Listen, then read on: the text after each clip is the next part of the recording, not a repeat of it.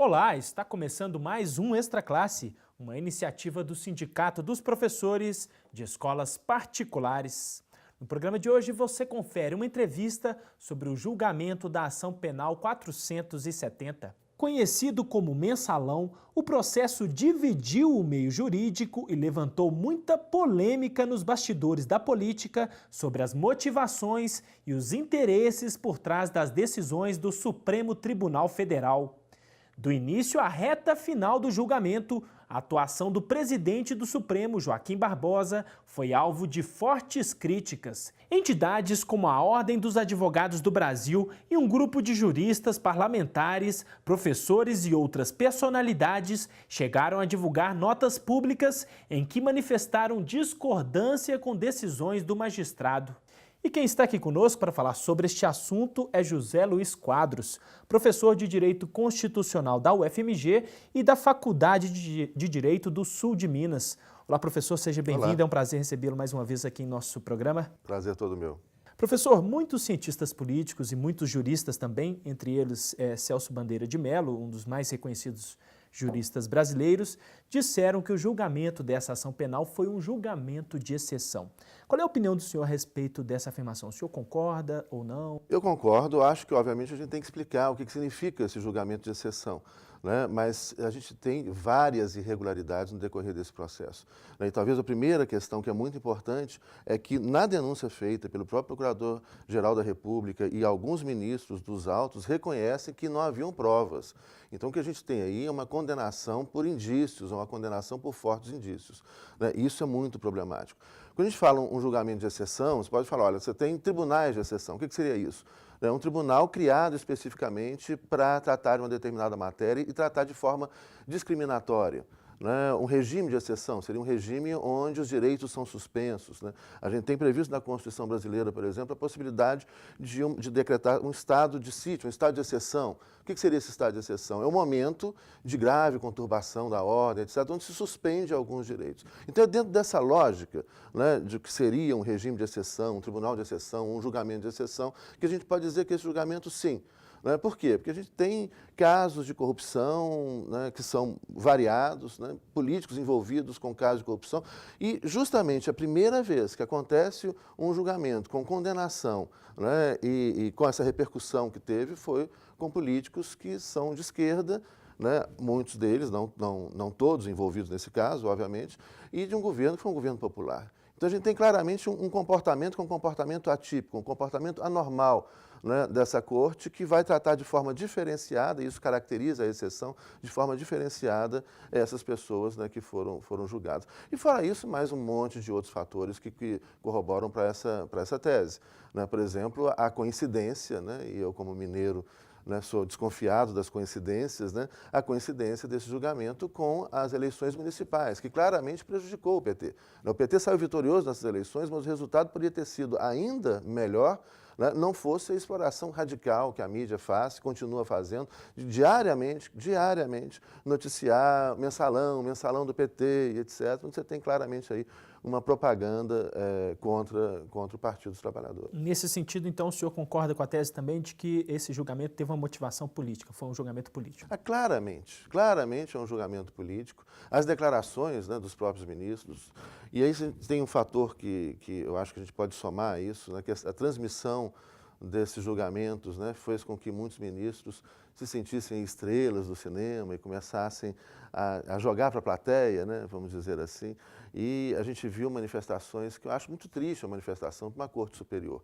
Né, uma corte seria o tribunal que garante a Constituição, né, o Supremo Tribunal Federal. E onde a gente vê ministros ali com declarações emocionais, destemperadas, né, uma vaidade absurda. Eu achei um triste espetáculo o que a gente presenciou, né, nesses meses de julgamento. Né? Agora, professor, e essa questão da teoria do domínio do fato? Isso também rendeu muita polêmica no meio jurídico, enfim, muitas críticas foram feitas de que essa teoria teria sido usada incorretamente. E qual é a avaliação do senhor a respeito disso? Pois eu acho que é mais uma coisa que soma, que explica, né, como que esse julgamento foi feito de uma forma trabalhada, né, política, distorcida. O que seria essa teoria do domínio de fato? Né? Essa é uma teoria que vem de um autor alemão chamado Klaus Hoxin. ele constrói essa teoria, na verdade, baseado numa teoria que já foi construída para o julgamento dos crimes que ocorreram decorrentes do nazismo na Alemanha. E a ideia, o que é esse domínio de fato? É que você não pode ter o mesmo tratamento dado ao autor, né, para o coautor, ou para a pessoa que de alguma maneira contribuiu para a realização daquele crime. Né? Ou seja, o autor tem que ter uma pena mais grave do que aquele que contribuiu, mas não tinha o domínio das ações, ou aí vem a expressão domínio do fato. O que seria isso? Quer dizer, o autor é aquele que decide se vai fazer, quando vai fazer, tem a possibilidade de decidir, esse é o autor. Então, esse tem que ter uma pena mais grave. O coautor é que não tem essa decisão. Ele colabora para o crime, mas ele não decide se pode, quando vai fazer, ou se pode deixar de fazer. Ele executa, digamos. Ele ajuda. Né? Se pegar um exemplo que os próprios teóricos utilizam muito, é entre quem atira numa pessoa, né, comete o crime, e aquele que fornece a arma. Né? Obviamente, o que fornece a arma, ele não tem um domínio do fato. Ele fornece a arma, ele colabora para o crime. Mas quem decide se vai atirar, quando vai atirar e como vai atirar, é esse que tem um domínio do fato. Esse tem que receber um tratamento diferenciado. O equívoco que surgiu daí, né, é que essa teoria, por exemplo, quando foi aplicada lá atrás, quando ela começa a aparecer para o nazismo, era para punir aquelas pessoas que tinham a capacidade de decidir, né, então quem estava mandando, né, ou quem estava praticando esses atos, aqueles que simplesmente faziam parte da estrutura do Estado nazista. E o equívoco que a gente teve nesse julgamento, na aplicação disso, é que então as pessoas que estão em situação de mando vão ser condenadas mesmo que elas não tenham mandado. Né? Aí que está um absurdo a situação. Olha, não é automático. Mesmo que não se tenha provas. Isso. Eu sou o chefe, né? Eu sou o comandante, eu tenho um cargo de chefia. Né? Mas só por ter esse cargo de chefia, ou estar chefiando pessoas que, por exemplo, cometeram atos de corrupção, não quer dizer que ele esteja envolvido na corrupção. Essa que foi o equívoco da aplicação dessa teoria, que foi mal aplicada, não sei se de má fé, né, ou por falta de estudo, mas ela não implica, ou seja, a pessoa que está em situação de mando, desde que ela mande cometer aquele ato. Né, mas você tem que comprovar que ela mandou. Né? E o que a gente viu aí é que as pessoas foram condenadas, algumas pessoas estavam em situação de mando, né, simplesmente pela sua posição. Isso é um equívoco, né? Isso é uma violação de direito, mais um equívoco nesse processo. Agora, professor, o Mensalão Mineiro, pela ordem de entrada no Supremo, não teria de ser julgado primeiro? Claro. E, mais uma vez, a gente tem um outro exemplo de como que essa questão é uma questão política. Né? Por que será que a gente vê, obviamente, não posso, né, e não vou mencionar nomes, mas o telespectador, né, se ele começar a puxar pela memória e pensar, né, quantos exemplos aí de políticos envolvidos em os mais variados escândalos, né, pelo Brasil afora, né, e nunca aconteceu nada com eles, né, ou quando aconteceu foi uma coisa branda. E por que vai acontecer justamente no primeiro governo popular, né, no governo que mudou a vida das pessoas e mudou a vida das pessoas para melhor, né, o Lula sai com 80% de aprovação, né, no seu segundo mandato. Por que vai acontecer justamente com o primeiro governo com um partido de esquerda? Né? Obviamente, a gente é muito claro, acho que não tem dúvida o caráter de exceção, né, o caráter político, mas no sentido negativo da palavra, né, desse julgamento. Eu acho que é uma infelicidade, eu estou indignado com o que está acontecendo. E mais, eu acho que uma coisa que a gente pode discutir também, né, é que a pena não deve, nessa altura do campeonato, né, século XXI, um Estado democrático de direito, né, a pena não deve ter um caráter de vingança. Né? Mas a gente vê aí no senso comum, nos debates diários, nas redes sociais, como é que as pessoas estão com esse sentimento de vingança, um sentimento de vingança que aparece até, né, em algum, né, ou alguns ministros do Supremo. A gente vê um discurso raivoso, um discurso de ódio. Né? Isso também não é legal, não. Certo, professor. Vou convidá-lo para assistirmos a uma reportagem feita por nossa equipe sobre esse assunto e logo em seguida a gente volta a conversar. Vamos lá? Tá, joia, vamos sim.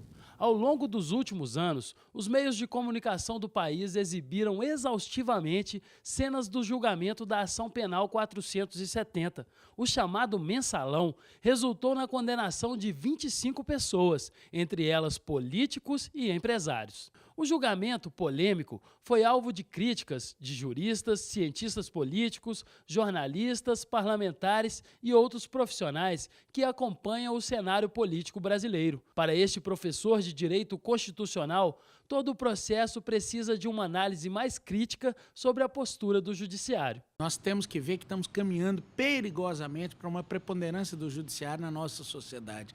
Isso não é democrático. Democracia é o voto definir, democracia é o parlamento definir.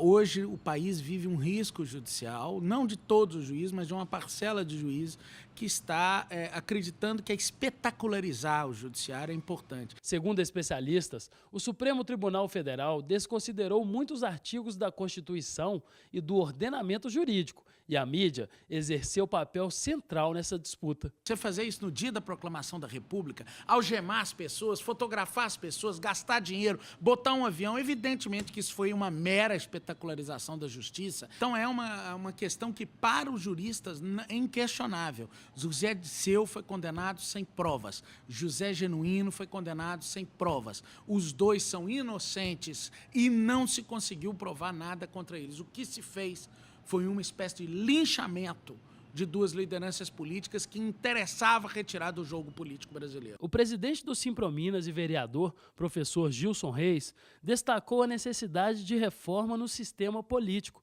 e criticou principalmente o modelo de financiamento de campanhas. Eu penso que o resultado dessa ação 470 deveria ser uma profunda reforma política para que o país pudesse, a partir dessa situação de caos que nós vivemos em relação à política, pudesse repensar e refazer o curso democrático do Brasil. Então, financiamento público de campanha, lista fechada, a unificação das campanhas eleitorais, enfim, um conjunto de medidas que pudessem resolver o problema de forma definitiva na relação entre capital e política no Brasil. Que é preciso também repensar o poder judiciário brasileiro.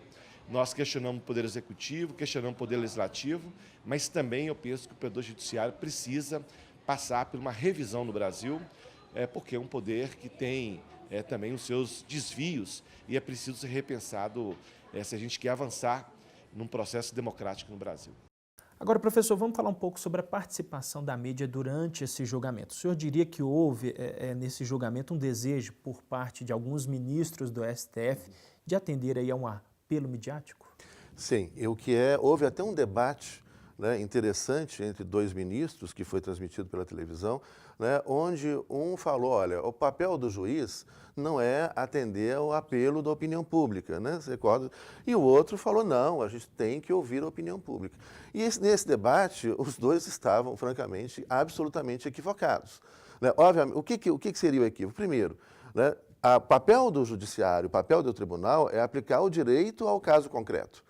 Então, ele não vai ouvir uma opinião pública. Ele tem que aplicar o direito à Constituição, você tem garantias de direitos, e você tem garantias que muita gente utiliza uma expressão que chamam garantias contramajoritárias, ou seja, para evitar justamente que muitas vezes um apelo midiático à opinião pública, etc., você condene uma pessoa sem provas, como aconteceu nesse caso, condenações sem provas. Então, o papel judiciário não é responder à opinião pública.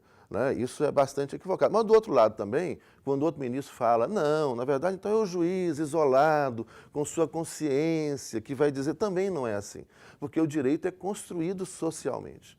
Então, não é nenhum apelo de uma opinião pública, muitas vezes é um apelo, e nesse caso um apelo claramente emocional, mas também nenhum outro caso. Não é o juiz isolado no seu gabinete, com seus livros, que vai decidir, isso também está equivocado, mas é o juiz inserido dentro de uma realidade social, dentro de um contexto social e político, e é dentro desse contexto social e político, de valores, uma sociedade, em determinado momento histórico, que a gente constrói o sentido do direito e o sentido da norma. Então, aí também eu acho que você tem... E a gente vê claramente esse jogo triste de vaidades, como eu já disse anteriormente. E mais uma coisa que eu acho que é importante a gente mencionar, é como que a grande mídia, ela tem claramente utilizado isso com finalidade política para influenciar, como influenciou no resultado das eleições municipais, e agora vem aí as eleições presidenciais. Vamos ver como é que essa grande mídia se comporta. Eu acho que um problema que a gente precisa debater no Brasil, que eu acho que surge daí, isso reforça essa ideia, é a necessidade da gente democratizar a mídia brasileira. A gente tem espaços como esses aqui, tem TVs comunitárias, etc., mas claramente a grande mídia ela tem feito as pautas nacionais e talvez eu não possa dizer que a gente tenha propriamente uma grande liberdade de expressão ou de imprensa no Brasil, não. Tem temas fundamentais, coisas importantíssimas acontecendo pelo mundo inteiro, que a gente não tem nenhuma notícia sobre isso. Então, nesse caso específico, professor, do julgamento, o senhor diria que o STF foi pressionado pela mídia? Claramente. Né? Foi claramente pressionado pela mídia e, obviamente, isso é mais visível, né? Porque sofreu a gente vê influência isso. Sim. Julgaram influenciados claro, pela são pressão pessoas, midiática. né? Por mais que eles não achem, eles são pessoas iguais a gente. Né? Eles podem até não achar. E pessoas iguais que vão sofrer essa pressão. Viraram, em vários momentos, o centro da atração da opinião pública brasileira. Eles estavam expostos na televisão para milhões de pessoas assistirem. Né? Então, é óbvio, é claro. Né? Não são robôs, são pessoas que vão se deixar influenciar. Alguns, né, como o Celso Mello, na decisão do embargo do infringente, ele teve uma postura muito legal, porque ele foi muito pressionado. Fora as pressões que a gente não vê. Né? A pressão da mídia está explícita. Fora a pressão que a gente não vê, que obviamente também ocorre. Né? Mas o Celso Mello ele manteve a decisão do reconhecimento do embargo infringente, que foi uma outra discussão importante, né? Que é o direito ao duplo grau de jurisdição, que é um direito em qualquer democracia do planeta e que parte do Supremo, né, queria negar isso a essas pessoas que foram julgadas, que estão sendo julgadas ainda. Ou inclusive no início do julgamento, porque não houve desmembramento aí para réus, alguns réus que tinham direito. São muitos e graves, né, os equívocos no decorrer desse processo. Professor, para a gente terminar essa nossa entrevista, há alguma possibilidade desse julgamento ir parar num tribunal internacional? Há possibilidade, eu acredito que seja desejável que vá parar no Tribunal Internacional, porque claramente a gente tem um viés político de exceção, né, a violação de direitos fundamentais e de direitos humanos internacionais. E eu acredito muito que, se for parar no Tribunal Internacional, a chance da gente ter uma condenação do Brasil, nesse caso, ela é muito grande, né? Pelo comportamento que a gente teve de alguns juízes. Né? Não é que o STF seja um tribunal de exceção, não falei isso, né? Mas a gente teve um comportamento, né, excepcional, de negação de reconhecimento de direitos fundamentais por parte de alguns juízes e que resultou nesse triste espetáculo que a gente está vendo, onde, infelizmente, a gente vê pessoas comemorarem a prisão, né, ou a tortura mental, né, de outras pessoas. Eu acho que a prisão de ninguém deve ser comemorada. Né? Certo. Professor José Luiz Quadros, agradeço a participação e a gentileza da entrevista aqui mais uma vez para esta classe. Muito obrigado. Confira agora a agenda da semana. Até 16 de dezembro, de quinta a domingo, sempre às 7h30 da noite, o Museu Espaço do Conhecimento, UFMG, realiza a programação Na Fachada. Estão sendo exibidas diversas produções audiovisuais na própria fachada do prédio, feita por um material especial que o transforma numa grande tela de projeção. O Cineclube Joaquim Pedro de Andrade, do Simprominas, exibirá nesta terça-feira, dia 10, às 19 horas, o filme Uma Lição de Amor. E o Cineclube Uma Tela no Meu Bairro, também do Simprominas, exibirá o filme Como Estrelas na Terra, no dia 12, quinta-feira, às 19 horas. Confira agora o Simpro em Movimento.